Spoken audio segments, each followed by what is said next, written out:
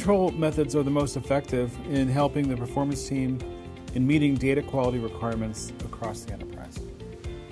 Okay, well, certainly my firm relies on the communication of data into our accounting system at 7:30 a.m. every morning. We have quite a number of exception reports built into that process to flag to us issues concerning data quality. Now, that said, we cannot necessarily rely wholly on that process. We have a team that is charged with the governance of that process every morning. What I do annually is organise a training session with those people with really only one agenda item available.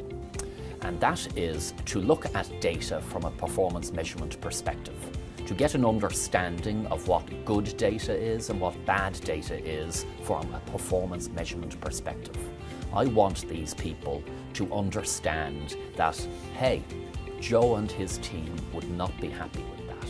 If they can identify the bad data that's leaking out of the system despite our exception reporting and the quality checks we apply to data, if they can provide me with a knowledge and experience that they can apply to that, that is just the extra sweet spot that I would expect. How do firms know when their automatic quality control solutions are doing the job? Well, that's a great question, and perhaps deserves a really quick and easy answer. Is the customer happy with what we provide? Now, that's not to say that I expect our customers, which are primarily our internal investment team, to flag to me that there's a problem. If that happens, it's a failure. It's my failure. But my measurement of success is that they're happy. That said, obviously, though, there's a lot of exception reporting happening with our output from the data that we use. We look across the breadth of our report output. We have strategies that we expect portfolios within those strategies to provide more or less the same output in terms of attribution measurements. So we're very concerned about making sure that there's consistency across our reporting. That's key. What do you do if you do have an unhappy client? Well, you've got to go and address the problem straight away.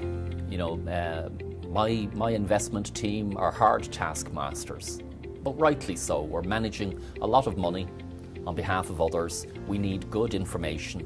We need good analytics to support our messaging to those clients. I'm very confident that I have a group of people working with me that can step up to the plate and hit a home run on solving problems such as that.